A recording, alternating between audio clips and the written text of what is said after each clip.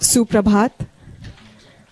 विशिष्ट अतिथिगण एवं समारोह में उपस्थित देवियों और सज्जनों, आज पंचायती राज मंत्रालय और जनजातीय कार्य मंत्रालय भारत सरकार की ओर से पेसा एक्ट पर आयोजित इस राष्ट्रीय सम्मेलन में आप सभी का हार्दिक अभिनंदन और स्वागत है।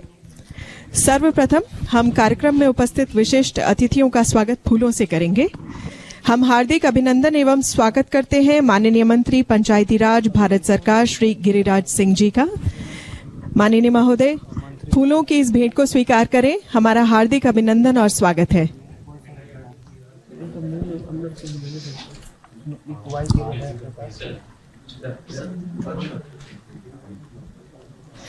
आपका बहुत बहुत स्वागत है माननीय मंत्रीवर। हम हार्दिक अभिनंदन और स्वागत करते हैं केंद्रीय राज्य मंत्री पंचायती राज श्री कपिल मोरेश्वर पाटिल जी का। माननीय मंत्रीवर का हार्दिक अभिनंदन और स्वागत है।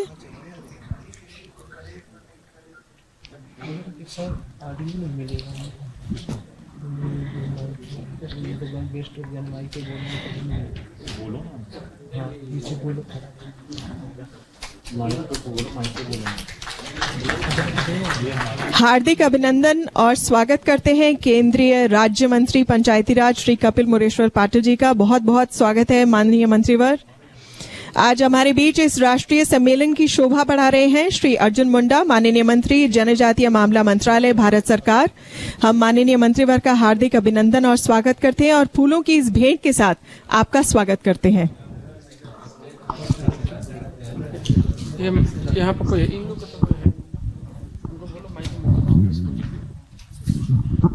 देवी और सज्जनों, कार्यक्रम में हमारे साथ वीडियो कॉन्फ्रेंसिंग के माध्यम से जुड़ेंगे माननीय राज्यपाल महाराष्ट्र श्री भगत सिंह कोश्यारी। हम माननीय अतिथि का बहुत बहुत हार्दिक अभिनंदन और स्वागत करते हैं। उनका ऑफिस हमारे साथ वीडियो कॉन्फ्रेंसिंग के माध्यम से जुड़ चुका है। इस कार्यक्रम में हार्दिक अभिनंदन और स्वागत करते हैं सचिव पंचायती राज भारत सरकार श्री सुनील कुमार जी का। आपका बहुत बहुत अभिनंदन और स्वागत है। फूलों की इस भेंट से हमारा स्वागत स्वीकार करें। आज हमारे बीच आसीन है सचिव जनजातीय मामला मंत्रालय भारत सरकार श्री अनिल कुमार झा। फूलों की इस भेंट के साथ हम माननीय सचिव महोदय का स्वागत करते हैं।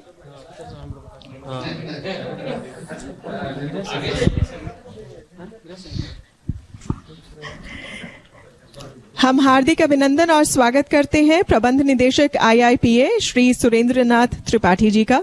माननीय अतिथि का बहुत बहुत स्वागत एवं अभिनंदन।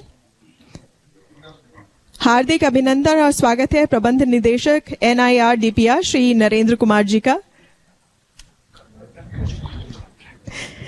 हम स्वागत एवं अभिनंदन करते हैं डॉक्टर चंद्रशेखर कुमार जी का, जो अपर सचिव हैं पंचायती राज मंत्रालय भारत सरकार के।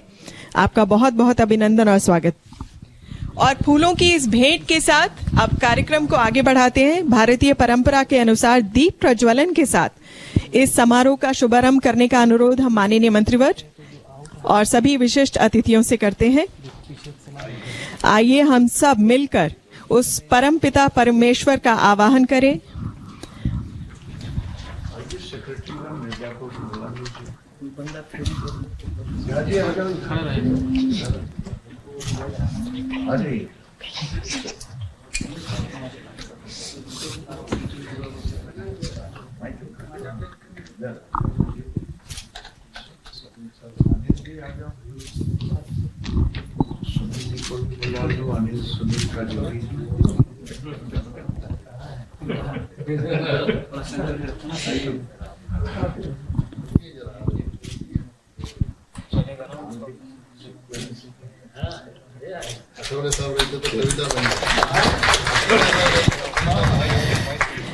विशिष्ट अतिथियों ने दीप प्रज्वलन के साथ इस समारोह का शुभारंभ किया। आप सभी का बहुत बहुत धन्यवाद।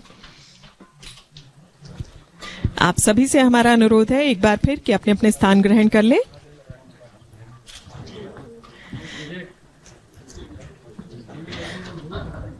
और अब मैं आमंत्रण देती हूं सचिव जनजातीय मामला मंत्रालय श्री अनिल कुमार झा से कि वे कृपया स्वागत भाषण दें। जोरदार तालियों से माननीय अतिथि का स्वागत करें।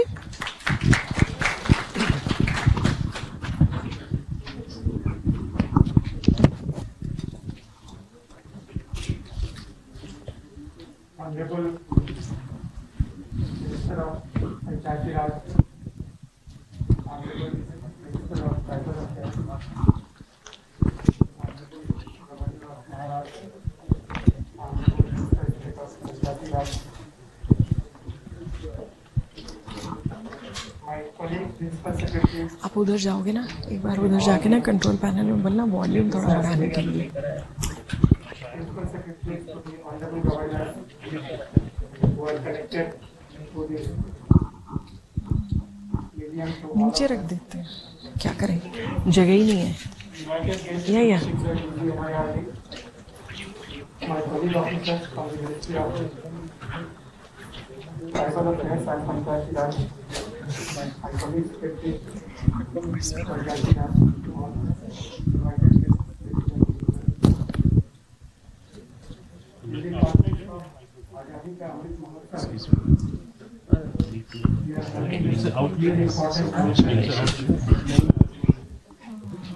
कहीं जगह दिखे तो बैठ जाइए और कुर्सी मत छोड़िए। जगह खाली तो है पर आई थिंक इसको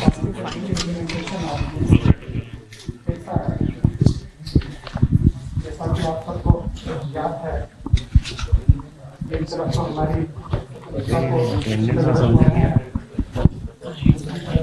नहीं कौन सी मिनिस्ट्री से। अच्छा हाँ, तो झारखंड तो आपके प्रिंसिपल सेक्रेटरी की बात है कि हम लोग दोनों मंत्रालय मिलकर पैसा है को किस तरह से आगे बढ़ना है, जिससे कि जो कहते हैं लेटर एंड स्पिरिट दोनों ही बातें किसी भी कानून में ठीक से इम्प्लीमेंट हो। उसके लिए आवश्यक है कि हम सब मिलकर के, जैसा कि हमारे माननीय प्रधानमंत्री महोदय अनेक संदर्भों में उन्होंने कहा है कि सहभागीदारी से ही यह संभव है। हमारे साथ प्रवासी कल्याण आश्रम के भी माननीय सदस्य हैं, मैं उनका भी स्वागत करता हूँ।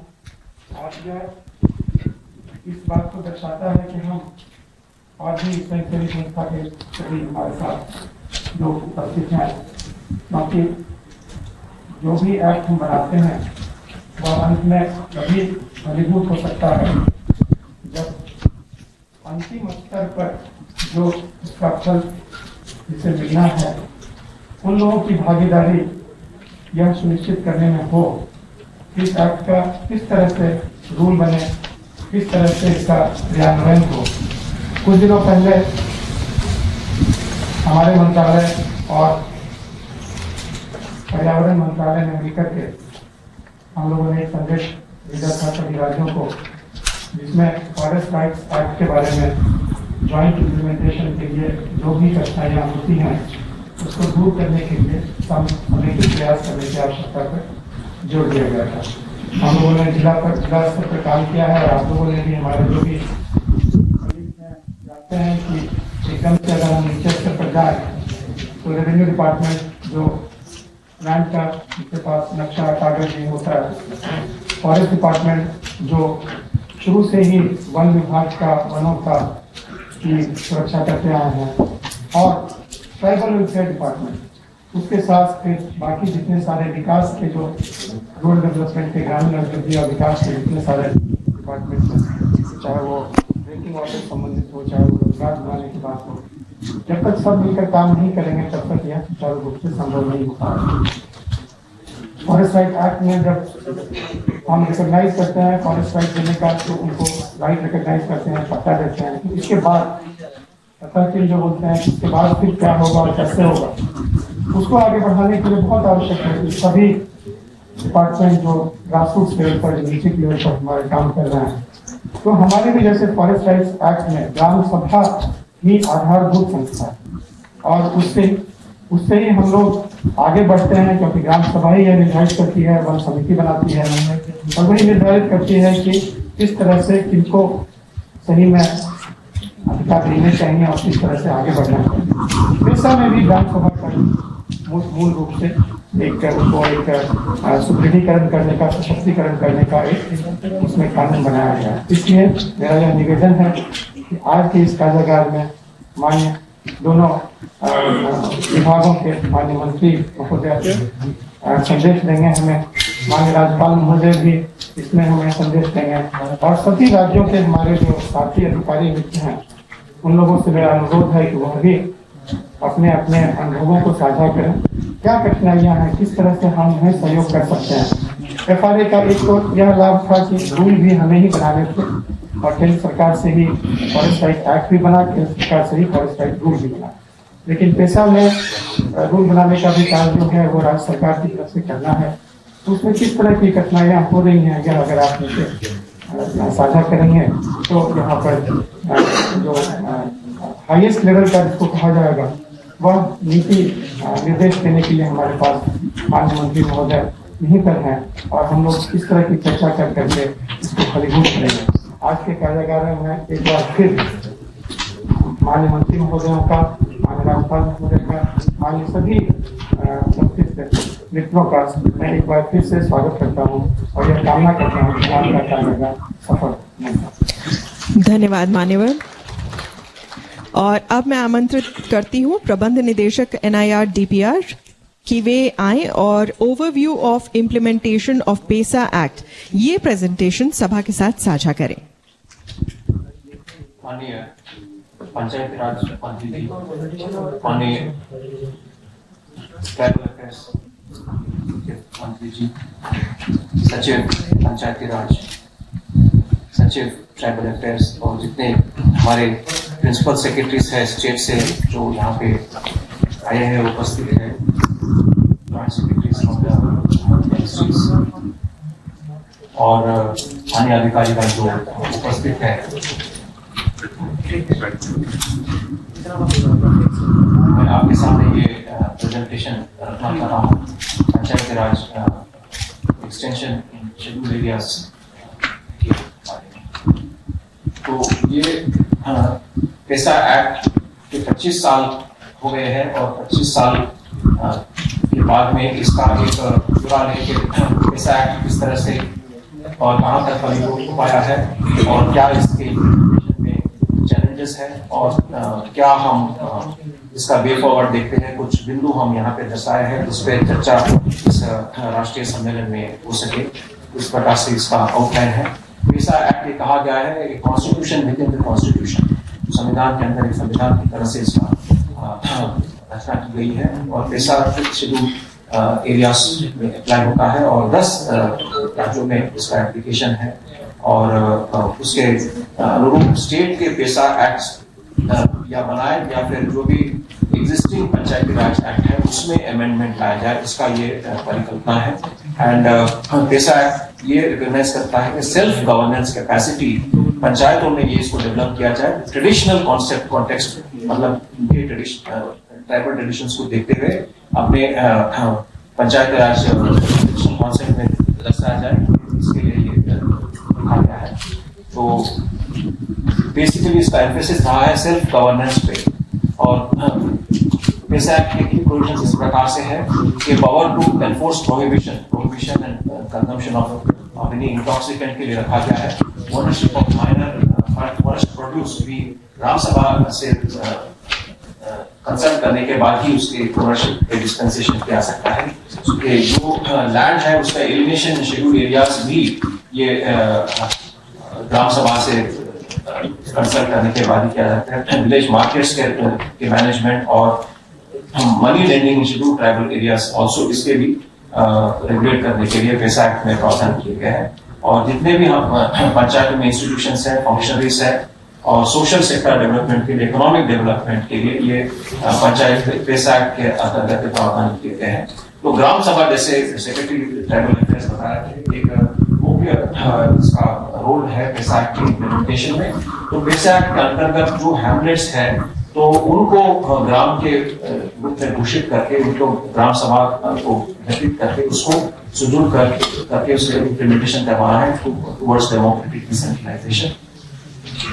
इसका इंटेंशन बेसिकली है कि जो ट्रेडिशंस है, कल्चरल आइडेंटिटी है और कम्युनिटी रिसोर्सेज है उनका संरक्षण किया जाए और डिस्प्यूट रेजोल्यूशन भी जो कस्टमरी तरीके से किया जाता है उस कस्टमरी तरीके से डिस्प्यूट रेजोल्यूशन बनाए रखें।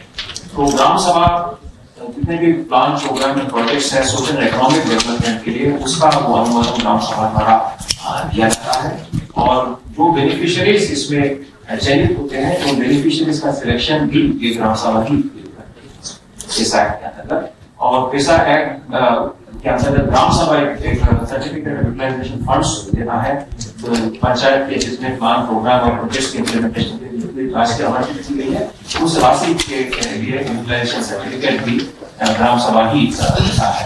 तो ये एक टेबल है जिसमें दर्शाया गया है कि पैसा एक्ट के इम्प्लीमेंटेशन किस प्रकार से विभिन्न राज्यों में किया गया है। उसमें देखें तो काफी वेरिएबिलिटी है इम्प्लीमेंटेशन के स्तर पे, बट जो जिस पंचायत में इम्प्लीमेंटेशन किया जा रहा है उसमें भी काफी वेरिएशन स्टेट्स के क्रॉस दिया गया है।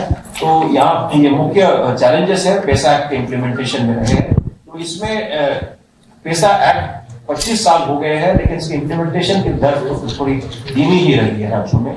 तो full implementation of provisions of पैसा एक्ट नहीं हो पाया है। इसका कारण ये भी हो सकता है कि उसके प्रावधानों के बारे में इतनी जागरूकता नहीं है, नहीं ट्राइबल कम्युनिटी में है, ऑफिशियल्स के अंदर भी जितनी जागरूकता होनी चाहिए उतनी जागरूकता नहीं है। इस कारण से भी पैसा का इम्प्लीमेंटेशन थोड़ा धीमे गति से हुआ हो सकता है। और जो ग्राम सभा बनाए हैं जो मुख्य इसमें इंस्टीट्यूशनल स्ट्रक्चर है उसकी ऑटोनॉमी लिमिटेड है, उसका जितना कार्यशील ग्राम सभा होना चाहिए उतना नहीं है और इंस्टीट्यूशनल मैकेनिज्म्स जो ग्राम सभा के अंतर्गत होना चाहिए और पैसा के इम्प्लीमेंटेशन के लिए उतना सुदृढ़ नहीं है। तो पावर गवर्नर्स को काफी इसमें एक्सटेंसिव पावर्स दिए गए हैं पैसा एक्ट के अंतर्गत कि वो रेगुलेशंस बनाए और जो सेंट्रल जो रेगुलेशन स्टेट के पैसा एक्ट के अनुरूप नहीं है तो उनको सस्पेंड करके मॉडिफाई भी करने का भी उनको पावर दिया गया है।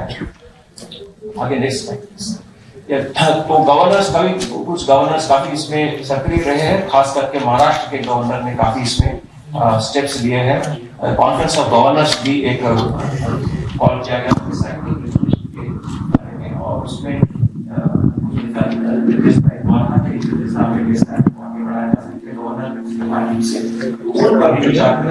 आवश्यकता है इस तरह से गवर्नर्स किया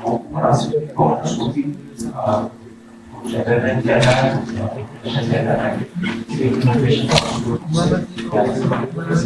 तो ये प्रोसीजर किया गया है इस सम्मेलन में चर्चा की किस तरह से हम पैसा एक्ट को और अधिकतर इफेक्टिवली इम्प्लीमेंट कर सकते हैं। तो इसके लिए है कि कुछ स्टेट्स में अभी तक पैसा एक्ट कुछ नहीं है तो रूल्स बनाने की आवश्यकता है, तो और ये भी है कि पैसा एक्ट का मुख्य बिंदु ये था पैसा एक्ट के अंतर्गत तो नए एक्ट स्टेट बनाए या स्टेट के एक्ट को अमेंड किए गए हैं तो ये अमेंडमेंट्स भी कई स्टेट में नहीं हो पाया। तो ग्राम सभा के अंतर्गत एक इंस्टीट्यूशनल स्ट्रक्चर बनाने इसलिए दूसरे ग्राम सभा के फंक्शनिंग इफेक्टिव तो इस इंस्टीट्यूशनल स्ट्रक्चर को नहीं लाने की आवश्यकता है।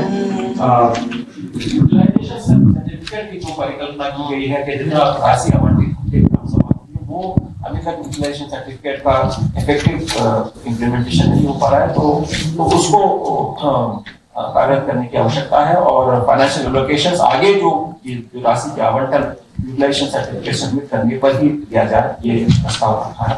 तो हर स्टेट में एक पैसा सेल होना चाहिए, उस पैसा सेल ग्राम सभा को फैसिलिटेट करें और ग्राम सभा फैसिलिटेशन सेंटर एक बनाया जाए, ये हमारे से प्रस्ताव है।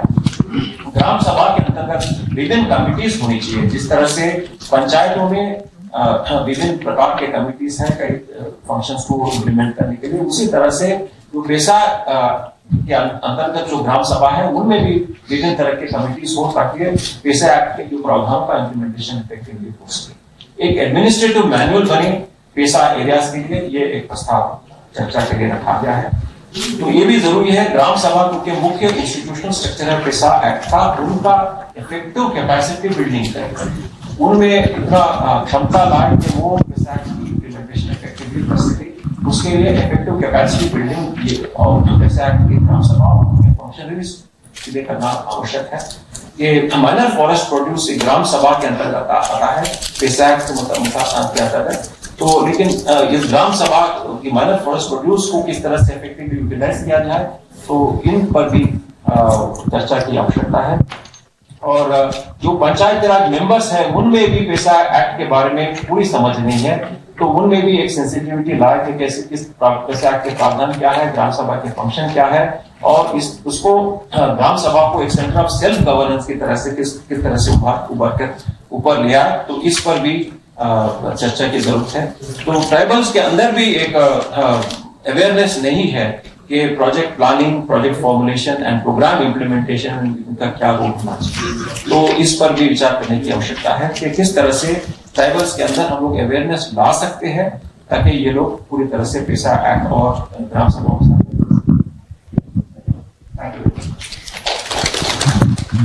धन्यवाद महोदय इस ओवरव्यू और प्रेजेंटेशन के लिए। देवी और सज्जनों, आज हमारे साथ इस सम्मेलन में मौजूद हैं माननीय मंत्री पंचायती राज श्री गिरिराज सिंह। अब मैं माननीय मंत्रीवर से अनुरोध करती हूं कि वे कृपया सभा को संबोधित करें। करताल ध्वनि से स्वागत कीजिए माननीय मंत्रीवर। आज आजादी के अमृत महोत्सव के अवसर पर जनजाति गौरव दिवस के रूप में हम इस समाधान के दृष्टि से पेशा कानून जनजाति समाज को मजबूत करने हेतु हम सब इकट्ठे हुए। आज इस कार्यक्रम में ये मिक्स वेजिटेबल है, एक्चुअल भी है, वर्चुअल भी। वर्चुअल में महामहिम गवर्नर, उनके सेक्रेटरी जुड़े हैं। मैं खास करके राज्यपाल, महामहिम राज्यपाल महाराष्ट्र, जिनकी भूमिका के विषय में पेशा के कैसे उसको कोऑर्डिनेट किया जाए, उस पर अहम भूमिका रहा है, ऐसा मुझे अभी भी बताया गया और पहले भी। तो मैं उनसे और उनके आए हुए यहाँ राज्य के सचिव, मैं लगता है देख रहा हूं कि महाराष्ट्र के प्रिंसिपल सेक्रेटरी यहाँ पर बैठे हुए महाराष्ट्र से। तो मैं समझता हूं कि आज सभी राज्यपाल महोदय और सबसे ज्यादा जो बार बार हमें कभी वनवासी कल्याण केंद्र की ओर से माननीय मंत्री माननीय अर्जुन मुंडा जी केवल ट्राइबल मिनिस्टर के रूप में इस विभाग को नहीं देख रहे हैं, बल्कि इनका एक राज्य का चलाने का पुराना अनुभव भी रहा है मुख्यमंत्री के रूप में। तो मेरा सौभाग्य है कि आज अर्जुन मुंडा जी के उपस्थिति में ये काम, ये चर्चा, और आज पंचायती राज के जो हमारे एमओएस है, हमारे सहयोगी हैं, और सौभाग्य से ये पंचायती राज से यहाँ तक पहुंचे हैं उस राजनीति को करते हुए। मैं श्री कपिल महेश्वर पाटिल जी का स्वागत करता और हमारे दोनों जनजाति मामलों मंत्रालय के राज्य मंत्री अमृत महोत्सव में हैं, मैं उनका भी सम्मान करता। ये भी उसी के संदर्भ में रखा गया है कार्यक्रम। मैं यहाँ सर्वश्री दोनों डिपार्टमेंट के सुनील जी, अनिल जी, बड़ा सीक्वेंस में नाम है, उम्मीद है कि सब मिल करके इसको पूरा करेंगे। और साथ में NIRD के डीजी आए हुए हैं, यहाँ डीजी भारत सरकार के व्यवस्था के दृष्टि से मानव त्रिपाठी जी भी हैं, और सभी पदाधिकारी राज्यों से आए हुए सचिव दोनों विभाग के, और वनवासी कल्याण की ओर से प्रतिनिधित्व करते हुए, अन्य सामाजिक संगठन से भी प्रतिनिधित्व करते हुए जो भी यहाँ उपस्थित हैं, प्रत्यक्ष और प्रत्यक्ष, सबों को मैं धन्यवाद देता हूँ। यह कार्यक्रम मेरे दृष्टि से ये बहुत जरूरी भी है और मैंने पहले भी कहा कि आज 25 वर्ष लगभग पूरे हो गए पेशा अधिनियम, और दिलीप सिंह भुरिया कमेटी के रिपोर्ट के अनुशंसाओं के परिप्रेक्ष्य में इस अधिनियम को बनाया गया था। अगर अधिनियम बनाया गया, पेशा अधिनियम, संविधान के भाग 9 की अधिसूची 5 क्षेत्रों का विस्तार किया गया। अब इन परिप्रेक्ष्य में ये लोकतंत्र जब हमने स्वीकारा, उसके बाद 1993 में 73 अमेंडमेंट लाया गया। जब लाया गया, वो भी कानून अभी तक पूर्ण रूप में 18 विभाग, 29 या 27 उसके सब्जेक्ट हैं। मैं अभी जम्मू कश्मीर गया था, उसकी चर्चा इसलिए कर रहा हूं कि दोनों विभाग के सचिव और सरकार के भी लोग हैं जो कोऑर्डिनेट करते हैं। जम्मू कश्मीर के उपराज्यपाल ने कहा कि मैं मंत्री जी पंचायती राज को सारा पावर दे दिया। तो आज 1993 से लेकर के अभी उसकी भी चर्चा पंचायती राज के सेक्रेटरी का दायित्व बनता है, जो यहाँ आए हुए हैं, उसकी भी चिंता करें और पेशा को कैसे एक ला सके। मैं इतना ही कहूंगा, इस सम्मेलन का आयोजन केवल ये नहीं है पेशा का कार्यान्वयन कैसे हो, बल्कि इसका उद्देश्य है पंचायती राज सहित देश के प्रमुख नीति निर्माताओं, जनजातीय समाज। किसी ने मुझे कहा कि आपकी मीटिंग में फोन किया कि उनके प्रतिनिधि कहां के, उनके प्रतिनिधि तो हमारे मंत्री जी,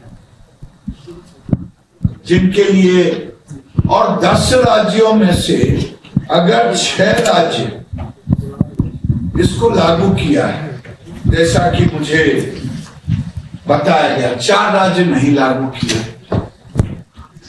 भारत की सरकार जनजातीय के उत्थान के लिए जो कदम उठाए हैं, ये बताते रहते हैं देश को, आज भी लोगों के सामने रखे हैं। केवल इम्प्लीमेंटेशन ही नहीं, मैं केवल 2 आंकड़े जब देखता हूं तो लगता है कि देश के प्रधानमंत्री नरेंद्र मोदी जनजातीय क्षेत्र के विकास के लिए कितना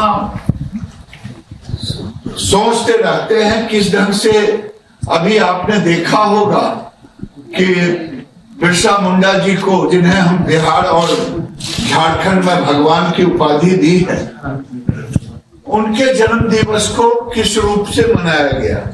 और जब देखता हूं ट्राइबल मंत्रालय का बजट ही 4000 करोड़ से 7500 करोड़ चला गया, ये 2013-14 का, 2021-22 का।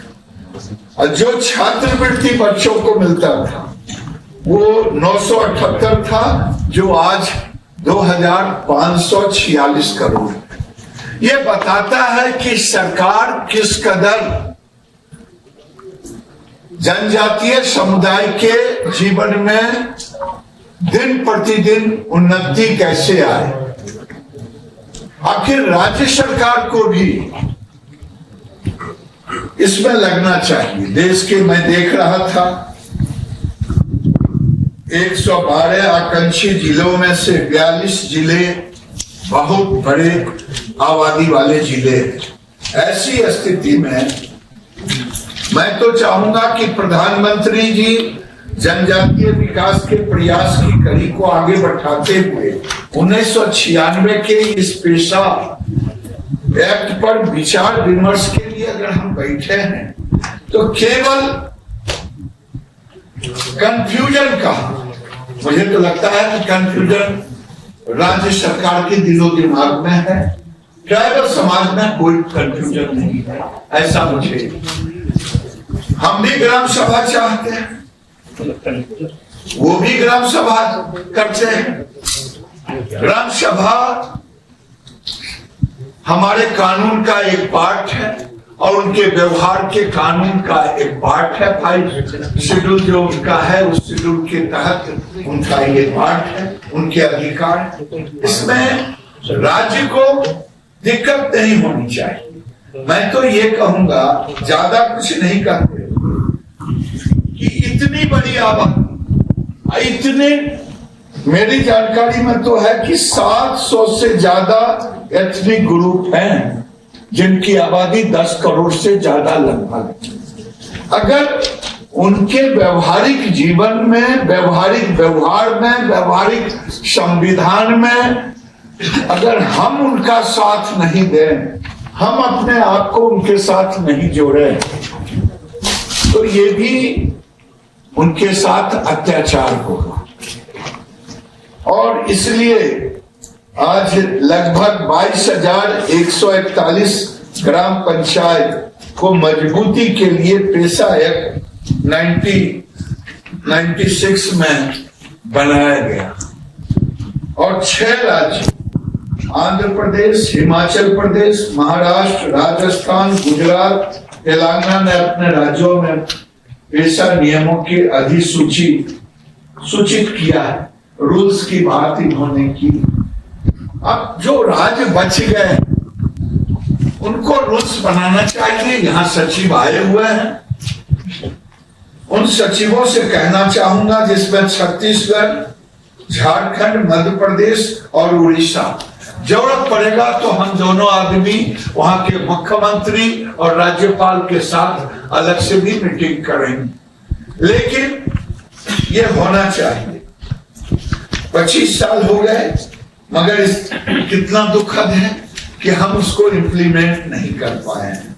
आज मैं यहाँ कहना चाहता हूँ इस वर्कशॉप के माध्यम से, मैं इसका वर्कशॉप ही नाम दे रहा हूं, कि आपको एक चीज मालूम होगा कि 14th फाइनेंस कमीशन जिन राज्यों में पंचायत के चुनाव नहीं हुए, उन्होंने कहा कि इसके पैसे अनुशंसा जो वित्त आयोग ने किया नहीं गया। उन्होंने कह दिया कि अगर पंचायती राज का चुनाव ही नहीं हुआ है, अगर गवर्नेंस ही नहीं है, तो पैसा किस चीज के लिए। अगर कल है, मैं सचिवों से कह रहा हूं, राज्य के मुख्यमंत्री से भी कहूंगा, राज्य के मंत्रियों से कहूंगा, कल अगर पंचायती राज में फाइनेंस वित्त आयोग अगर ऐसा अनुशंसा कर दे कि अगर जहां पेशा एक्ट नहीं लागू होगा वहां वित्त आयोग की अनुशंसा भी लागू नहीं होगा, मैं तो लाचार हो जाऊंगा। ये परिस्थितियां आ सकता, क्योंकि हम अमृत महोत्सव मना रहे हैं, 75वां वर्ष है, 25 वर्ष हो गए। इसलिए मैं तो गंभीरता के साथ कह रहा हूं राज्यों से कि आप अगर इन सब चीजों में थोड़ा सा भी आगे बढ़कर के आप आए, रूल्स बनाए। और मैं ये भी जानना चाहूंगा, पंचायती राज जानने की कोशिश हम कहेंगे कि मुझे ये भी बताएं जो जिन 6 राज्यों ने रूल बनाया है, उन राज्यों में कौन सी असुविधा हो गई हमारे जनजाति भाइयों को, कहां दिक्कत होगी। अरे भाई, उनके पास कौन सा अधिकार रह जाएगा जो में सरकार का अधिकार चला जाएगा। माइनर प्रोड्यूस, माइनर मिनरल, यही सब तो है। और वो जाएगा कहां? वो रहने वाला तो है राज्य में, रहने वाला है इसी देश में। मिला जुला करके इसी राज्य की अर्थव्यवस्था में वो सब रहने वाला है। इसलिए मैं ये कहूंगा कि जब आगे अगर ये रूल बन जाएंगे और जहां बन गए हैं वहां दोनों मंत्रालय मिलकर के जब जीपीडीपी बने, जहां बना हुआ है 6 स्टेटों में, दोनों मिलकर के जीपीडीपी में आज ट्राइबल मंत्रालय और हमारा मंत्रालय दोनों को कन्वर्ट करें और कन्वर्ट करके एक नया विकास का मॉडल खड़ा करें।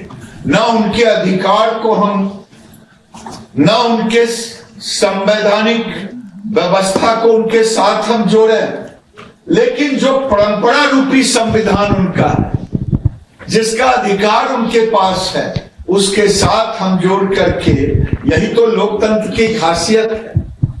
और लोकतंत्र में अगर 25 साल लग जाए रूल बनाने में, इससे बड़ा हमारे शब्दों में तो दुर्भाग्यपूर्ण मैं कहूंगा। इसीलिए मैं माननीय मंत्री जी और हम दोनों मिलकर के इस काम को आगे बढ़ाएंगे। मैं आज के अवसर पर वर्षों से काम कर रहे कई सामाजिक संगठन, एनजीओ, वनवासी केंद्र, भारत सरकार के सभी अधिकारीगण, सबका अनुभव को साझा करते हुए आज मैं उम्मीद करता हूं कि कोई इस निष्कर्ष पर पहुंचेंगे और जो राज्यपाल इन 4 राज्यों से हैं उनसे मेरा विशेष निवेदन है, वो एक मुख्यमंत्री जी के साथ, रिकॉर्डिंग नहीं जा रहा है, राज्यों के मुख्यमंत्री और मंत्री और सचिवों के साथ मीटिंग करके इस कानून को व्यवहार में लाने का क्या है ना कि काम करें, यही हम आशा करते हैं। ये चाहिए मांग रहे हैं, ठीक है। आउटपुट मैंने जैसे मतलब आने वाले दिन में 10 मिनट के आसपास होगा, 5 मिनट पूर्ण रूपेण से 5 मिनट जो पेशा ऐप को जमीन पर उतरते हुए इस अमृत महोत्सव दिवस जो मना रहे हैं जनजातीय गौरव के रूप में, हम जनजातीय के गौरव को बढ़ाएं। बहुत बहुत धन्यवाद। धन्यवाद माननीय मंत्रीवर, अपने सुंदर शब्दों से हमारा मार्गदर्शन करने के लिए आपका बहुत बहुत धन्यवाद। देवी और सज्जनों, अब मैं आमंत्रण देती हूँ श्री अर्जुन मुंडा जी को, माननीय जनजातीय मामला मंत्री भारत सरकार, कि वे कृपया अपना संभाषण सभा के सम्मुख रखें। जोरदार तालियों से स्वागत कीजिए।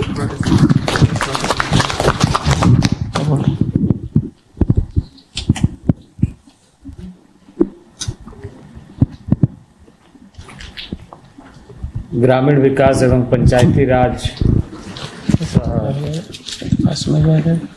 जनजाति कार्य मंत्रालय के संयुक्त तत्वाधान में आज यह बैठक संपन्न हो रही है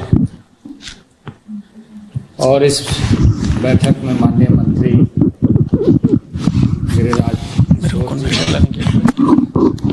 हमारे महामहिम राज्यपाल महाराष्ट्र का कोश्यारी जी हैं,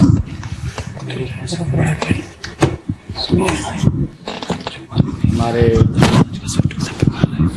राज्य मंत्री आदरणीय कपिल जी हैं,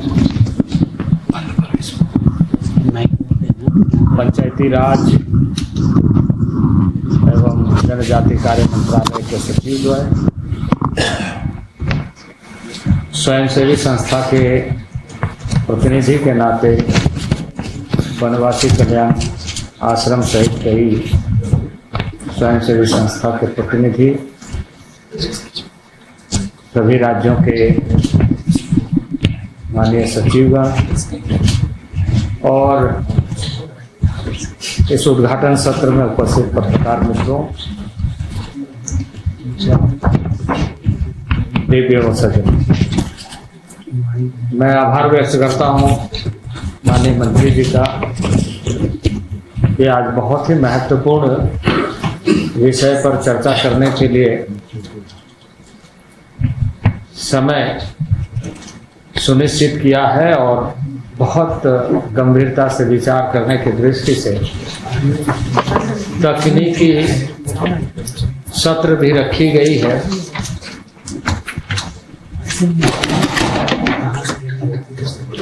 तकनीकी सत्र भी रखी गई है और जैसा आपने अभी इस समय NRID के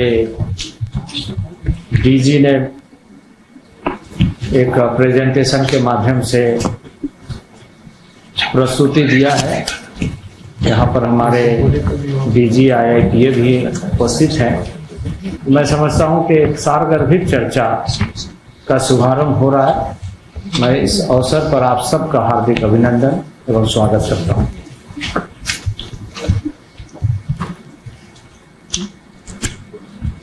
हम सब एक्ट के बारे में जानते हैं कि पंचायती राज एक्ट के जो पेशा संबंधित संवैधानिक संशोधन 1996 में हुआ। इसके पहले 1992 में पूरे पंचायती राज के बारे में और जिसको 93 में संशोधन पंचायती राज संशोधन संपूर्ण देश के लिए किया गया। हमारी व्यवस्था पंचायती राज की जो मूल अवधारणा है वो राष्ट्रपिता महात्मा गांधी के स्वराज से, स्वराज की स्थापना हम कैसे करें। इस देश में संविधान को आत्मसात करने के बाद देश के समस्त नागरिक स्वयं शासित होकर व्यवस्था का निर्माण और उसके कार्यान्वयन में कैसे एक प्रमुख भूमिका निभाएं और इसके लिए संवैधानिक व्यवस्था जिसमें त्रिस्तरीय और त्रिस्तरीय इस तरह की व्यवस्था बनाई गई कि हम नीचे तक जनप्रतिनिधित्व की व्यवस्था को कायम करते हुए पंचायत समिति और जिला परिषद, फिर जिला परिषद के बाद विधायक और फिर लोकसभा। तो इस तरह की व्यवस्था हमारे देश में जिसके जानकार मैं समझता हूँ कि सभागार में बैठे हुए समस्त लोग हैं, लेकिन इसके बावजूद भी हम आज चर्चा कर रहे हैं कि उस मूल अवधारणा के अनुसार संशोधन की आवश्यकता पड़ी। संशोधन के बाद कार्यान्वयन की और कार्यान्वयन का लंबा कालखंड का ये अनुभव, यानी यदि हम सामान्य रूप से देश भर के पंचायती राज की बात करें या सामान्य रूप से विशेष तौर से जिसकी चर्चा हम आज कर रहे हैं, तो उन 10 राज्यों में जहां आर्टिकल 244 में इस बात का उल्लेख किया गया है कि जनजाति प्रशासन और उसके कुछ आर्टिकल्स में विषय दिए गए हैं कि इसको कैसे करना है और इसके पीछे का हेतु क्या है। आर्टिकल 244 के आधार पर जो जनजाति प्रशासन क्षेत्र है इसमें 10 ऐसे राज्य हैं जहाँ 5वीं अनुसूची के रूप में और कुछ ट्राइबल एरिया के रूप में जो 6ठी अनुसूची के रूप में। तो यह जो प्रशासन है इसमें इतनी बड़ी चर्चा हुई। 60 के दशक में एक कमेटी बनी थी, यानी बलवंत सिंह मेहता के अध्यक्षता में 1957 में कमेटी बनी थी। ग्रामीण विकास और पंचायती राज विभाग का एक सर्वे उन दिनों में हुआ था और उस सर्वे में ये बात सामने निकल करके आई कि जो पंचायती राज की स्वराज की मूल अवधारणा है उस अवधारणा से हम अलग एक इकाई के रूप में काम करें और इस पर कार्य करते करते 35 साल से अधिक समय लग गए। जब 1992-93 में पंचायती राज संशोधन हुआ, फिर 1996 में पेशा एक्ट के रूप में हम सबने इस देश में जो मूल अवधारणा है, क्योंकि जब हम स्वराज की बात करते हैं तो स्वराज का मूल विषय आता है कि उसके नैसर्गिक जीवन का कैसे हम ज्यादा से ज्यादा व्यवस्था में इस तरह का संवैधानिक, जिसे कहा जाए कि अपने आप को जोड़े कि वो वास्तविक रूप से हम स्वयं को अनुशासित करने में सफल हो रहे हैं। इसी के आधार पर हम आगे बढ़े। 1996 में संशोधन काफी विचार किया गया, जिसकी चर्चा माननीय मंत्री जी ने किया कि जो कमेटी बनी थी दिलीप सिंह भूरिया के अध्यक्षता में, उसमें कई सदस्य थे जिसमें पदाधिकारी भी थे। आज 2 पदाधिकारी नहीं है, एक भूपेंद्र सिंह जिनके साथ अभी हाल फिलहाल कोरोना के समय में उनका देहांत हुआ, 95-96 आयु हो गई थी उनकी। उनसे भी हमारी मुलाकात लगातार इन दिनों में भी हुई कई बार, देवासन के पहले, और मैं समझने का प्रयत्न किया।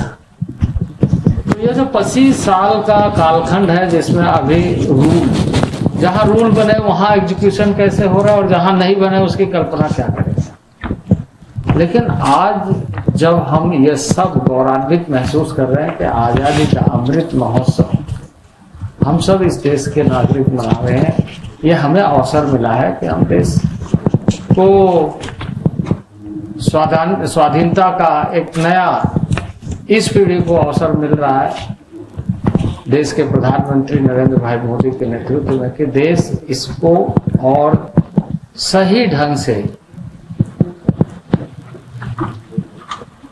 इस बात को ध्यान में रखते हुए कि हम वास्तविक रूप से जिन बातों को हमारे पूर्वजों ने संवैधानिक व्यवस्था में, संविधान के निर्माण में प्रमुख भूमिका निभाई थी, उसके आलोक में हम यह सुनिश्चित कर पा रहे हैं कि ग्राम स्वराज की दिशा में हम कितना आगे बढ़े।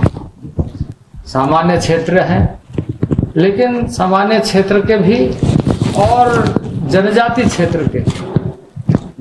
क्षेत्र के प्रावधानों में जो व्यवस्थाएं हैं उस पर मैं समझता हूं कि तकनीकी सत्र पे ज्यादा चर्चा हो सकेगी और उस चर्चा के दौरान निश्चित रूप से कई बातें और सामने आएगी कि वास्तविक रूप से जो हमारा गैप्स है वो और कैसे है।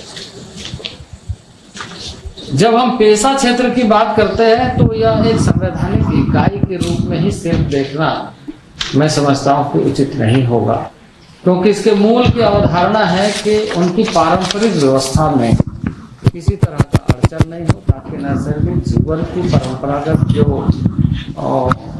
की पृष्ठभूमि रही है और उनके जो जीवन पद्धति रही है अपने आप में समाज को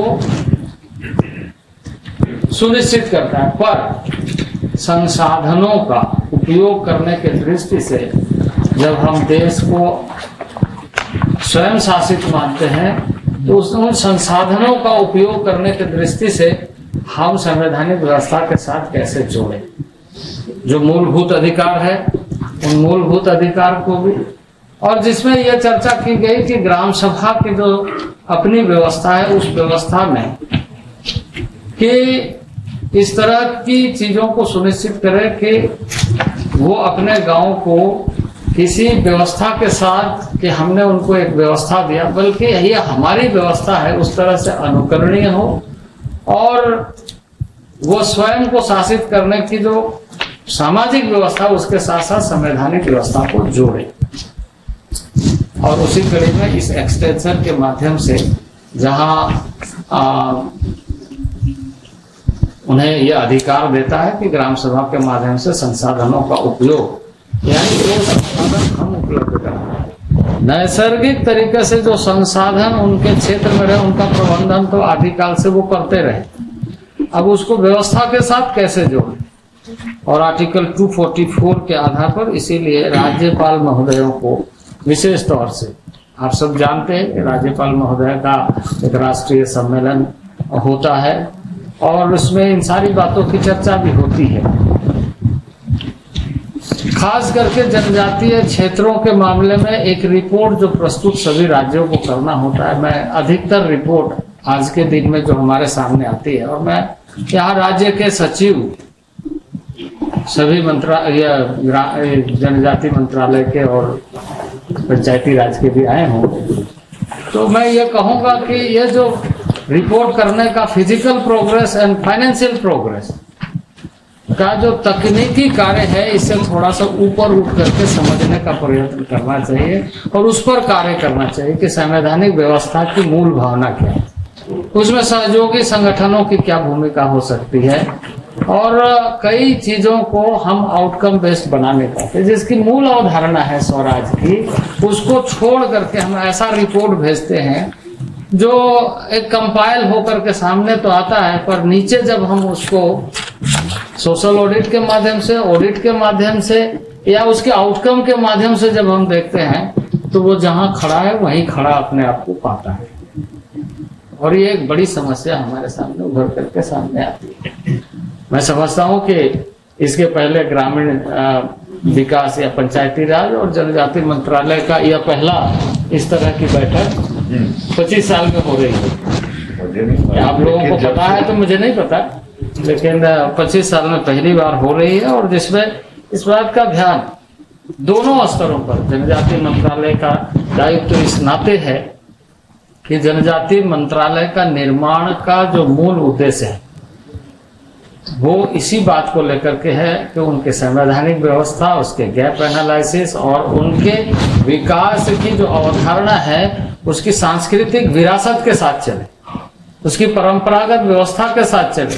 तो जो मूल अवधारणा है जल जंगल का, वो सुरक्षित होना चाहिए। बाद के दिनों में एक और विचार इस संसद के अंदर हुआ, और उसमें यह चर्चा की गई कि इसमें एक और कमी हमारे सामने दिखी है कि जो हम फॉरेस्ट एक्ट की बात करते हैं, फॉरेस्ट एक्ट 1927 हो या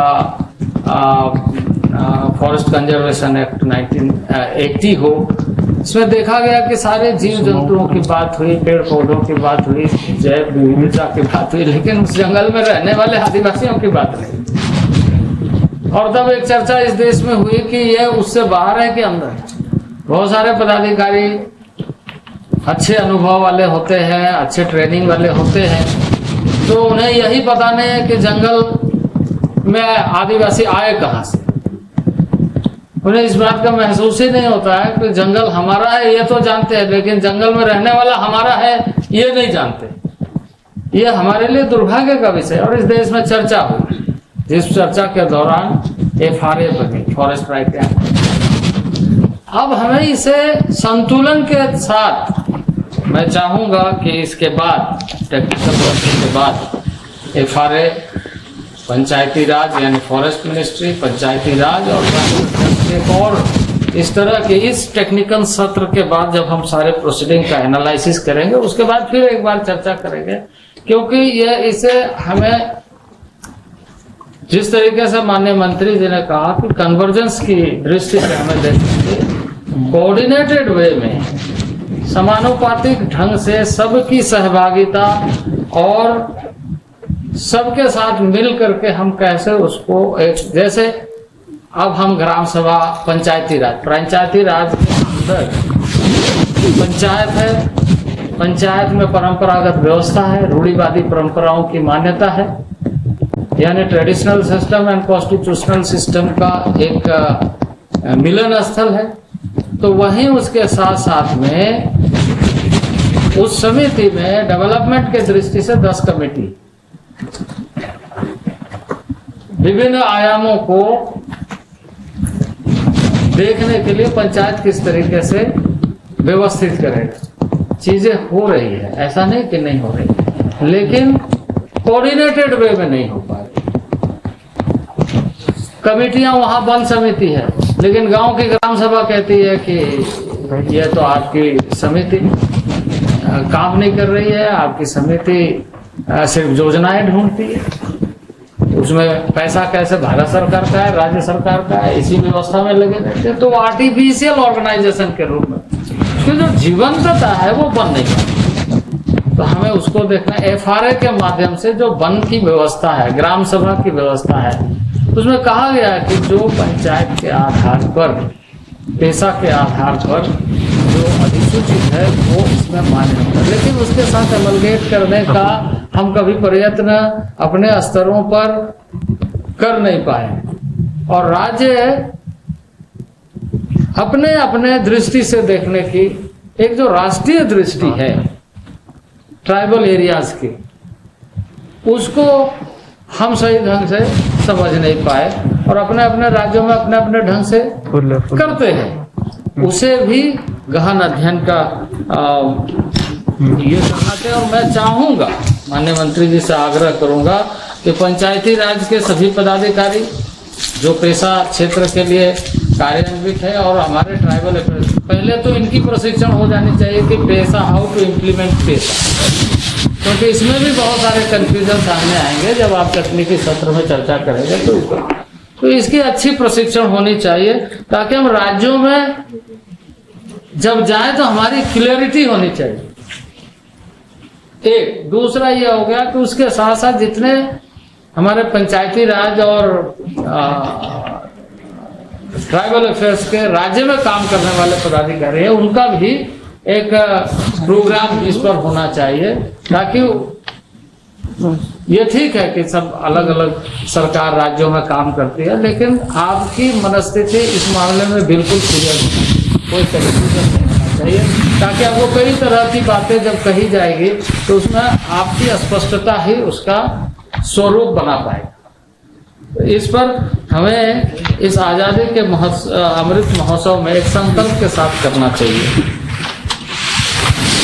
हमें इस बात पर ज्यादा जोर देना चाहिए कि सामाजिक संगठनों का, स्वयंसेवी संगठनों का सहभागिता बढ़े,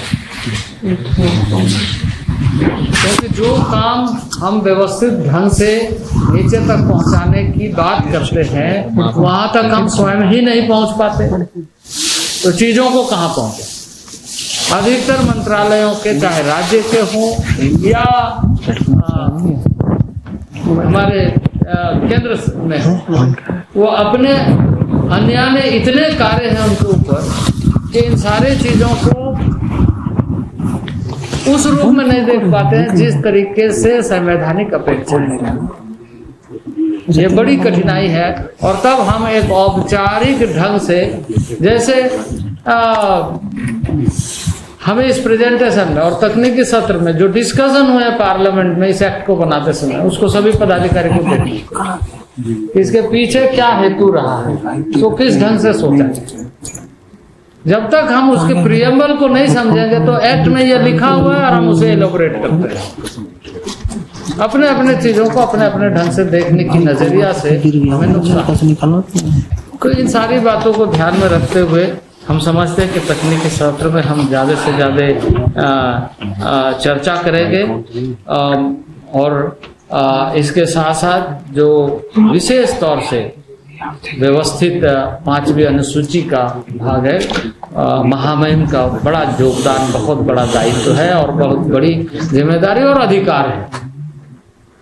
कई राज्यों में ऐसा देखा गया है कि लोगों ने इस तरह की कोशिश की है कि यह पंचायती राज हो या पेशा क्षेत्र हो या ट्राइबल एडवाइजरी काउंसिल हो या संवैधानिक व्यवस्था अनुसूचित क्षेत्रों का जनजातीय प्रशासन हो, अपने अपने दृष्टि से, अपने अपने नजरिए पर उसको यहाँ से हम कैसे दूर कर सकें, और एक कड़ी के साथ समग्र रूप से जब हम बात करते हैं, माननीय प्रधानमंत्री जी ने अभी चर्चा की कि दुनिया में अब सोचा जाना चाहिए क्लाइमेट चेंज के लिए कि 1 सन 1 ग्रीन, और दुनिया एक पिंड है, ये तो हमारी प्राकृतिक व्यवस्था में पहले से ही हमने कहा है, जहाँ पिंड है वहीं ब्रह्मांड है। तो इस पिंड की जो पूरी व्यवस्था में अंतर्राष्ट्रीय स्तर पर सोचने वाले लोग होंगे, लेकिन राष्ट्रीय स्तर पर भारत एक और श्रेष्ठ है। इसके लिए जो एक प्रमुख भूमिका जनजातीय क्षेत्र के लिए है, वो तो मैं समझता हूँ कि पंचायती राज का यह जो पेशा क्षेत्र है इसमें बहुत प्रमुख भूमिका निभाता है।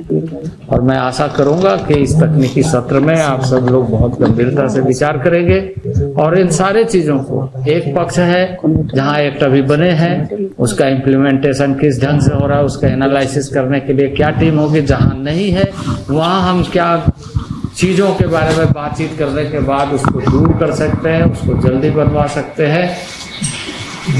तीसरी बात कि डेटा मैनेजमेंट के लिए देखिए, जब हम आर्टिकल 244 की बात करते हैं, पेशा पंचायत और इन सारी व्यवस्था की बात करते हैं, उसमें सबसे ज्यादा ध्यान दिया गया है कि उनकी प्राकृतिक व्यवस्था यानी लैंड एलिनेशन नहीं होना, न जंगलों का लैंड एलिनेशन होना चाहिए, न रैयतों का जो ट्रेडिशनल रहने वाले उसका लैंड एलिनेशन होना चाहिए। पर उसका कोई डेटा हमारे पास व्यवस्थित नहीं है।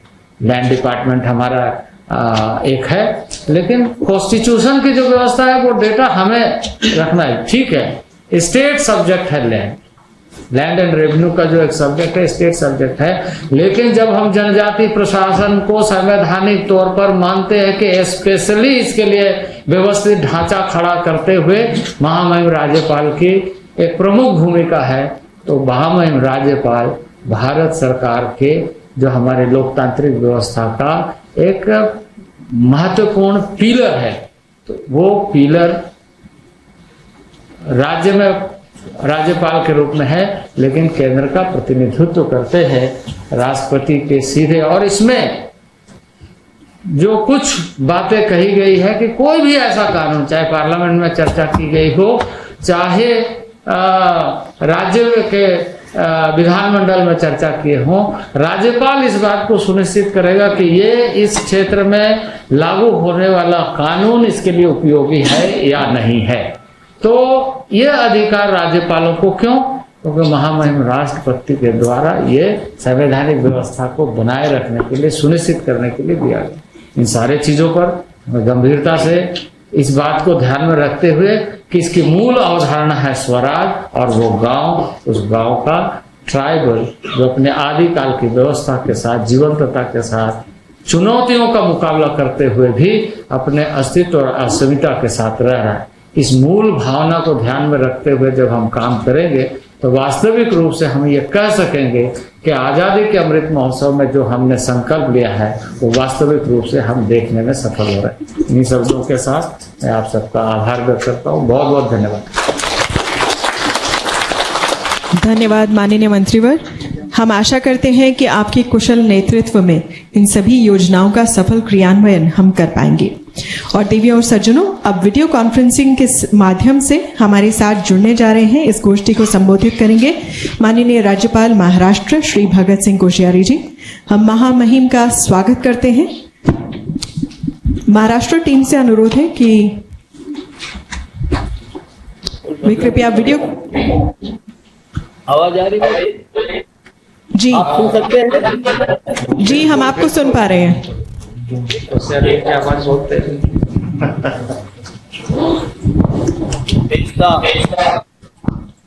Panchayat extension to schedule area act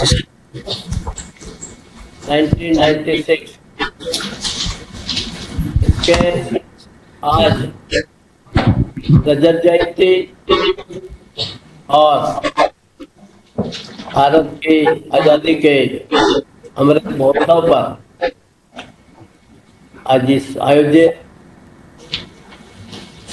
conference में हमारे मध्य पंचायत राज मंत्री आदरणीय गिरिराज सिंह जी, जनजातीय मंत्री आदरणीय श्री अर्जुन मुंडा जी, हमारे केंद्र के पंचायती राज राज्य मंत्री श्री कपिल पाटिल जी, अन्य मंत्रीगण, इस कार्यक्रम में भाग ले रहे सभी अधिकारीगण और सभी भाग लेने वाले मित्रों, मुझे लगता है कि पेशा के बारे में, उसके कार्यान्वयन के बारे में, उसके महत्व के बारे में आदरणीय गिरिराज जी ने और आदरणीय अर्जुन मुंडा जी ने पर्याप्त प्रकाश डाला है। ये अभी मुंडा जी कह रहे थे कि आर्टिकल 244 और 5वीं अनुसूची संविधान के सच तो ये कि मैं अगर महाराष्ट्र नहीं आया होता तो शायद चारों सदनों विधान परिषद, विधानसभा, लोकसभा, राज्यसभा इस सब में रहने के बाद और सहभागिता करने के बाद भी मैं शायद इससे अनभिज्ञ ही रहता, क्योंकि पेशा सब राज्यों में नहीं है और जिस राज्य में पेशा लागू है वहां भी सब लोग उसके बारे में जानते हो, कहना बड़ा कठिन है। तो मेरा सौभाग्य है कि मैं व्याख्यान लिया तो मुझे पता था कि महाराष्ट्र में कुछ अन्य राज्यों की तरह से राज्यपालों को कुछ विशेष अधिकार है और उनमें इसका संबंधी हो, कुछ हमारे डेवलपमेंट बोर्ड हो उनके संबंध में हो या फिर FRA फॉरेस्ट राइट एक्ट में, तो थोड़ा उसके अध्ययन करने के बाद मुझे ये लगा कि वास्तव में जनजाति क्षेत्रों में या वनवासी क्षेत्रों में, पिछड़े क्षेत्रों में तो स्वतंत्रता के 75 साल के बाद भी करने को अभी बहुत कुछ है और पिछली सरकारों ने, केंद्र से प्रदेशों ने कुछ तो कुछ प्रयास किए हैं। और ये जो पेशा 1996 का एक्ट है, पंचायती राज एक्ट के बाद का जो एक्सटेंशन है, विस्तार है, ये अपने आप में बड़ा महत्वपूर्ण है और पेशा या जनजाति समस्याओं को समझना इतना सरल नहीं है। हम लोग सामान्य रूप से समाज में काम करते हुए बहुत सी चीजें तो बोलते हैं और समझते भी, सारे देश के लोग समाज में काम करने वाले, राजनीति में काम करने वाले कुछ चीजें समझते हैं, लेकिन उसकी गहराई में जाना और गहराई में जाकर के उसका सदुपयोग करना, ये जब तक हम कानून को ठीक से पढ़ेंगे नहीं, संविधान का अध्ययन करेंगे नहीं और प्रैक्टिकली व्यवहार से यदि हम गांव में नहीं जाएंगे, जनजाति क्षेत्रों में नहीं जाएंगे, उनके बीच में रहेंगे नहीं, तो मैं नहीं समझता हूं कि इस विषय को सरलता से समझा जा सकता है। पता नहीं मेरे आपके साथ बैठे हुए अधिकारीगण कितना गांव में जाते हैं, कितना गांव के बीच में, ट्राइबल्स के बीच में रहते हैं, लेकिन मुझे तो राज्यपाल के रूप में भी शहर को छोड़ के गांव में रहना पसंद आता है, क्योंकि ये जो ट्राइबल्स है ये एक प्रकार से ये अभी क्योंकि निश्चल है, निष्कपट है और इनके बीच में जाके आप कोई न कोई एक दैवी शक्ति का अनुभव करते हैं, क्योंकि वो अभाव में रहते हुए भी ठीक है, कुछ जगहों पर लोगों ने रिवोल्ट करना, इस प्रकार के कुछ कार्य लोग कुछ लोग करते हैं, लेकिन जो बहुतांश की जनता है वो आज भी एक प्रकार से सतयुगी जनता है और उनके बीच में और उनके संस्कारों को, उनके जो सामान्य व्यवहार है उसको सुरक्षित करते हुए, जैसे हम अपने राष्ट्र के बारे में कहते हैं कि भारत चिर पुरातन नित्य नूतन है, ऐसे ही इन आदिवासी जनजाति बंधुओं को इनके चिर पुरातन जो अधिकार है, रीति रिवाज है, संस्कार है, उनको भी सुरक्षित रखना और समय के साथ जो समाज दौड़ रहा है, आगे चल रहा है, उसमें सहभागिता करके इनको विकास की किरण दिखाना और इनको आगे लाना, ये प्रयास अति आवश्यक है। इस दृष्टि से कुछ प्रयास हुए हैं और अच्छे प्रयास हुए हैं। मुझे लगता है कि महाराष्ट्र के साथ साथ कुछ और राज्यों में ऐसे प्रयास हुए होंगे, क्योंकि ये मुझे तो तब गौरव होता जब मैं पहली बार आया और आते ही भगवान की दया से नहीं लगा था, तो एक कार्यक्रम में मैं जनजाति कार्यक्रम में गया तो मुझे लगा कि छोटी छोटी गांव की लड़कियां और वो एवरेस्ट विजय करके आती है, महाराष्ट्र की लड़कियां, तो ये अपने आप में इतना गौरवास्पद है कि इनके उस सारे टैलेंट को, इनकी सारी शक्ति को हम कैसे दिशा दें।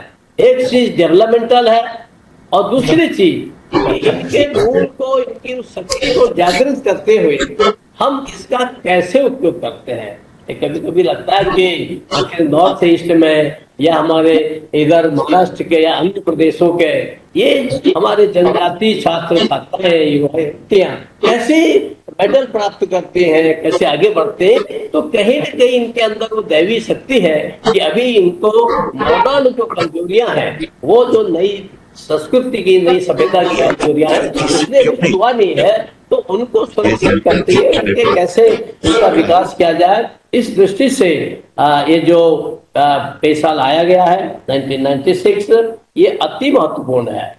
और मैं ये कह सकता हूँ कि राष्ट्र के अंदर मेरा सौभाग्य है, यद्यपि हमारे के अंदर मैंने बहुत सारे संशोधन किए हैं, लेकिन मैंने देखा कि पैसा के अंदर मेरे से पूर्ववर्ती हमारे जो राज्यपाल थे, वो तत्कालीन यहाँ की सरकार, उसने अपने 1996 के बाद आप कल्पना कर सकते हैं कि ये 2014 से लेके 2017-18 के बीच में कम से कम 15 संशोधन पेशा एक्ट में किए गए हैं। और उसके अंदर इनको विविध प्रकार के जो ताकत है कि कैसे यहाँ तक कि अगर काम करना हो, आर्थिक कोई चीजें शुरू करनी हो, तो उसके लिए भी सीड मनी की व्यवस्था करना। 500 की आबादी है तो 2 लाख तक सीड मनी देना, प्रारंभिक मनी देना, और इसके बाद और ज्यादा है तो 5 लाख तक, 4 लाख तक देना। ये छोटी छोटी बातें, लेकिन अत्यंत महत्वपूर्ण की बातें ये यहाँ पर की गई है। और फिर इसके साथ साथ हमारे जो अभी मंत्री जी कह रहे थे कि माइनर मिनरल्स है और चीजें हैं, मैं जब गांव में गया, मैंने पूछा, या गांव के लोग, मुझे आदिवासी लोग मिलते हैं, तो कहते कि नहीं, हमने तेंदू पत्ता इकट्ठा किया, इस ढंग से व्यवसाय किया, ऐसे महुआ का क्या। यानी इस एक्ट के बाद इसको लागू होने से पर्टिकुलरली आफ्टर 2014 जिस ढंग से पिछले 5-4 सालों में लागू हुआ है, उससे गांव को नई दिशा मिली है। और जो हमारे आदिवासी जनजाति बंधु हैं, बहना है, उनकी सहभागिता भी बहुत बड़ी है। और इस दृष्टि से मुझे लगता है कि मैं डिटेल में नहीं जाऊंगा, क्योंकि हमने महाराष्ट्र में 14-15 इस प्रकार के संशोधन किए हैं, जिसके माध्यम से इनके आर्थिक विकास में और इनकी सहभागिता में एक अभूतपूर्व वृद्धि हुई है। और उसके कारण से इनका जो आर्थिक विकास है वो भी एक गति ले रहा है। और उसके बावजूद अभी और तो और इनके लिए कोई अलग से कुछ स्टाफ करना हो, एक्सपेक्टर पोस्ट, हमने कहा कि इसको भी बनाओ। पंचायत राज में अगर नहीं है, आपके डिस्ट्रिक्ट पर उसमें नहीं, बोर्ड में नहीं है, तो इसके लिए अलग से पोस्ट बनाओ, वो भी व्यवस्था की गई है। और मुझे लगता है कि आगे और भी आवश्यकता पड़ेगी कि जैसे हमारे सामान्य ग्राम सभाओं में ग्राम सेवक, पंचायत सेवक ये काम करते हैं, ऐसे इन लोगों को भी यहाँ भी जो प्रोड्यूस कर रहे हैं, जो काम कर रहे हैं, उस काम में कोई कोऑर्डिनेशन ठीक से हो, इसके लिए कुछ अगर ग्राम स्तर पर, क्योंकि इनको हमने अधिकार सब दे दिए हैं, पर उसका ठीक से सदुपयोग हो और उसका ठीक से रिकॉर्ड रखा जाए, इस दृश्य भी और आगे हम लोग विचार कर रहे हैं। मुझे लगता है कि राष्ट्रीय स्तर पर भी इस पर विचार होना चाहिए, ताकि इनको और अच्छा इनका सदुपयोग हो सके। और मुझे लगता है कि सारी बातें की कुछ आदिवासी क्षेत्र से है, लेकिन इस ट्राइबल एरिया को विशेष करके इनकी कितनी कठिनाई है, शायद बिना वहां गए कोई देख नहीं सकता है। मैं देखता हूं कि मैं यहाँ से मुंबई है, अब कल्पना कीजिए यहाँ से 100 किलोमीटर दूर पालघर जिले में जब मैं आदिवासी क्षेत्र में गया, तो मुझे ताज्जुब हुआ कि वहां सड़क नहीं है, थोड़ी बहुत सड़क है भी, तो गांव में आज भी मोबाइल सुविधा है ही नहीं, दूर संचार सुविधा है ही नहीं। ये कैसे अजीब सी बात है कि दिए तो नहीं दे रहा। यहाँ मुंबई देश की दुनिया में से राजधानी कैपिटल था, उसकी फाइनेंशियल कैपिटल मानी जाती है, बड़ी बड़ी बिल्डिंग, बड़ी बड़ी सड़कें, लेकिन यहाँ से 100 किलोमीटर आगे बढ़े आदिवासी क्षेत्र में, क्षेत्र में है, तो वहाँ इस प्रकार की कोई सुविधा है ही नहीं। आज मुझे सुबह सुबह पेपर पढ़ते हुए बहुत आनंद आया। पेपर में मैंने पढ़ा कि केंद्र सरकार ने ये जो आकांक्षी जिले हैं, विशेष करके ट्राइबल एरिया के, ऐसे जिलों के लिए उन्होंने 7,287 गाँवों में मोबाइल के लिए पैसा मंजूर कर दिया है। और मुझे लगता है कि इसमें जंगल विभाग की, वन विभाग की 1980 के उसको एक तरफा करते हुए कहीं न कहीं विशेष नियम बना करके इन गाँवों में तत्काल सुविधा करनी चाहिए। और उस दृष्टि से, ताकि जमाना बहुत आगे बढ़ गया है और यदि हमारे लोग लेटेस्ट चीजों से पता नहीं चलेगा। मुझे पता है कि हाँ, पालघर में पिछले 1.5-2 साल पहले घटना हो गई थी और उस दुर्घटना की देर तक लोगों को पता नहीं लगा, क्योंकि वहां पर कोई मोबाइल व्यवस्था ही नहीं थी। यानी अगर पता होता तो उतनी बड़ी दुर्घटना होती ही नहीं। तो एक प्रकार से ऐसी अनेक चीजें हैं जो हमें इन ग्रामीण क्षेत्रों में करनी है। FRA के माध्यम से जो हो सकता है उसको मैंने बहुत सारे संशोधन किए हैं और उसके माध्यम से काफी हमारे जो ट्राइबल्स हैं उसको फॉरेस्ट राइट्स है, फॉरेस्ट में उनको गांव की सुविधा है, वो उसके माध्यम से यहाँ से मैंने दिलाने की कोशिश की है। परंतु ये पूरे राष्ट्रीय स्तर पर होना चाहिए। और मुझे अभी आपके जब इस पर चर्चा हो रही थी और इस पर मुझे कुछ साहित्य दिया गया तो मुझे आश्चर्य हुआ। अभी मंत्री जी भी कह रहे थे कि 10 जिलों में से 4 जिलों में अभी पैसा लागू ही नहीं हुआ है। तो इसलिए माने ये कुछ कहीं न कहीं ठीक से हमने सोचा नहीं। और संभवतः हमारे पंचायत राज मंत्री जी ने शायद इस तरह से अच्छा विचार किया कि इस पर विचार होना चाहिए, इस प्रकार का कॉन्क्लेव और कोई कॉन्फ्रेंस होनी चाहिए। उसका आपने आयोजन किया है। हमारे अधिकारीगण, संभवतः स्वयंसेवी संस्थाएं भी आपके आए होंगे, वो सब मिल करके कैसे हम इन चीजों को आगे बढ़ा सकते हैं। और एक दूसरे राज्य का भी अगर हम स्टडी करेंगे, मान लिया हमने 6 राज्यों में पेशा लागू किया है, तो महाराष्ट्र की क्या उसमें परंपराएं हैं, क्या उसकी विशेषताएं हैं, तो आंध्र या दूसरे राज्यों की क्या विशेषताएं हैं, उनका भी आपके अधिकारियों के माध्यम से एक कंपैरेटिव, तुलनात्मक आप अध्ययन करेंगे तो फिर एक भविष्य का जो ब्लूप्रिंट है, एक खाका है, वो भविष्य का अच्छा खाका आ सकता है। और उस खाके को एक मॉडल के रूप में लेकर के हम सभी राज्यों में उसको लागू कर सकते हैं। जहाँ की एक जगह की कुछ विशेषताएं हैं, अगर दूसरी जगह की है, एक लेकर के हम एक अच्छा काम इस संबंध में कर सकते हैं। और एक चीज और आपसे निवेदन करूंगा कि जैसे अभी आपने ये पंचायत राज और ट्राइबल, इसका आपने आज मीटिंग की है जिनको मंत्रालयों को लेकर के, कहीं न कहीं क्योंकि ट्राइबल्स में बहुत ज्यादा हमने महाराष्ट्र में तो अलग अलग जाते हैं, अनेक नई जातियों को उसमें लेकर के उनको सुविधाएं देना शुरू कर दिया और भी बहुत सारी चीजें की हैं। लेकिन कहीं न कहीं इन 2 विभागों के अलावा जो तीसरा विभाग है फॉरेस्ट, उस फॉरेस्ट को भी इन्वॉल्व करना चाहिए।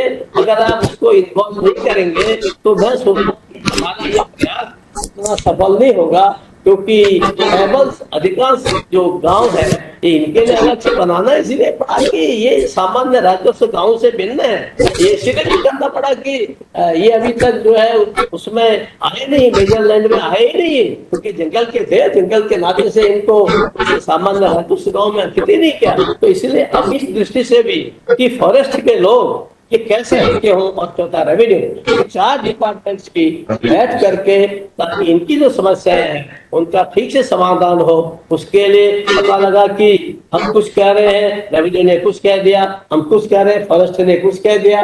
तो ऐसे हमारे चारों विभागों का एक कोऑर्डिनेशन करके और हम अपनी जो स्कीम्स है, मैं वो सरकारी स्कीम का चला रहे हैं, हम लोग चला रहे हैं, उनकी बात नहीं कर पाऊँ। तो मैं ये कहता हूँ कि हम जो उनको डे टू डे प्रॉब्लम्स आ रहे हैं, जो डे टू डे वहां जाके हमको देखने को मिलती है, मोबाइल, सड़क, मैंने एक चीज बताई, इसके अलावा और समस्याएं हैं स्वास्थ्य की, दूसरे तीसरे, तो उन सबको चारों डिपार्टमेंट मिल करके वो एक दूसरे के बाधक न बने, एक दूसरे के मार्ग में सहायक बने, उस दृष्टि से भी हम प्रयास करेंगे तो अच्छा रहेगा। मेरा विश्वास है कि दोनों केंद्रीय माननीय मंत्रीगण बहुत ही समझदार है, बहुत ही अनुभवी है। और मुंडा साहब तो स्वयं ऐसे क्षेत्र से आते हैं, उनका प्रतिनिधित्व करते हैं और विभाग के मंत्री भी हैं, मुख्यमंत्री भी रहे हैं। तो एक आज इस हमारे अमृत महोत्सव के अवसर पर जब हम 25वीं जयंती पेशा की मना रहे हैं, तो अगला एक 15-20 का साल का, एक 10-15 साल का एक खाका खींच करके, ब्लूप्रिंट ला करके हम कैसे और इन लोगों के उत्थान में, और इनका उत्थान माने इनका देश के लिए उत्थान, इनकी आत्मनिर्भरता माने प्रधानमंत्री का नारा आत्मनिर्भर भारत इसी सफल होगा, तो उस दिशा में हम कैसे कर सकते हैं। मुझे लगता है कि आपके इस कॉन्फ्रेंस में निश्चित रूप से इन बातों पर, इसके अलावा भी सब लोगों के अनुभव से कोई नई नई बातें आएंगी और उसका देश को और प्रदेश पर लाभ होगा। आपने बैठक बुलाई, मुझे अपने 20 के द्वारा आपने उपस्थित होने का अवसर दिया। आपका बहुत बहुत धन्यवाद, बहुत बहुत धन्यवाद। धन्यवाद महामहिम। हम आपके आभारी हैं कि आज वीडियो कॉन्फ्रेंसिंग के माध्यम से आज हमारे साथ आप इस राष्ट्रीय गोष्ठी में जुड़े। पेशा के पारित हुए 25वीं साल की वर्षगांठ एवं आजादी के 75वीं अमृत महोत्सव के अवसर पर आयोजित आज के उद्घाटन समारोह के महामहिम महाराष्ट्र के राज्यपाल महोदय का धन्यवाद देता हूँ, जिन्होंने हमें अनुसूचित क्षेत्रों में पेशा अधिनियम के कारण पर अपनी बहुमूल्य टिप्पणियों के साथ मार्गदर्शन किया है। पेशा अधिनियम के कारण में भारत सरकार के प्रयासों में गतिशीलता लाने के लिए अपने मार्गदर्शन द्वारा हमें उत्साहित करने और अपना सक्रिय समर्थन देने के लिए मैं जनजातीय मामले के माननीय मंत्री महोदय का बहुत धन्यवाद देता हूँ, और उन्होंने जो पेशा के प्रोविजन इम्प्लीमेंटेशन किया है उसको हम उससे आगे बढ़ाएंगे और उसी क्षेत्रों में पंचायतों का विस्तार करने की दिशा में निरंतर प्रोत्साहन और दृष्टि प्रदान करने के लिए मैं माननीय पंचायती राज और ग्रामीण विकास मंत्री का आभार व्यक्त करता हूँ, और उन्होंने जो डीपीडीपी ग्राम सभा के जो इशू रेस किए हैं उससे बढ़ाएंगे। पंचायती राज मंत्रालय के प्रयासों पेशा के सफल कार्य बाधाओं को दूर करने की प्रतिबद्धता में पंचायत राज सचिव महोदय का बहुत धन्यवाद देता हूँ। मैं जनजातीय मामलों के सचिव महोदय का आभारी हूँ, जिन्होंने इस सम्मेलन को सफल बनाने के लिए बहुमूल्य सुझाव दिए हैं। मैं डीसी NIDPR का बहुत धन्यवाद हूँ, जिन्होंने इस कार्यक्रम का प्रोत्साहित किया और पेशा के विषय में जो मुख्य जानकारियां दी। साथ ही मैं डीसी IAPA का बहुत धन्यवाद देता हूँ, और मैं आशा करता हूँ कि उनके जो एक्सपीरियंस है और नॉलेज क्षेत्रों से हमें आज काफी लाभ मिलेगा। मैं निश्चित रूप से विश्वास करता हूँ कि उद्घाटन समारोह में प्रधान के मार्गदर्शन तकनीकी सहयोग और सभी अधिकारियों और स्टेट से आए हुए जो हमारे पंचायती राज के प्रमुख सचिव हैं और आदिवासी विभाग के मुख्य सचिव हैं, उनका बहुत धन्यवाद देता हूँ। और सर हमारे जो टेक्निकल सत्र में उनमें अपने सारे सचिव हमारे मार्गदर्शन करेंगे और उसके लाभ मिलेगा, और मैं जो भी ब्लॉक है उसका हम आप साझा करेंगे। इसके साथ मैं आप सबका बहुत आभार व्यक्त करता हूँ। धन्यवाद डॉक्टर कुमार। इसी के साथ हम अगले सत्र की ओर बढ़ रहे हैं। देखो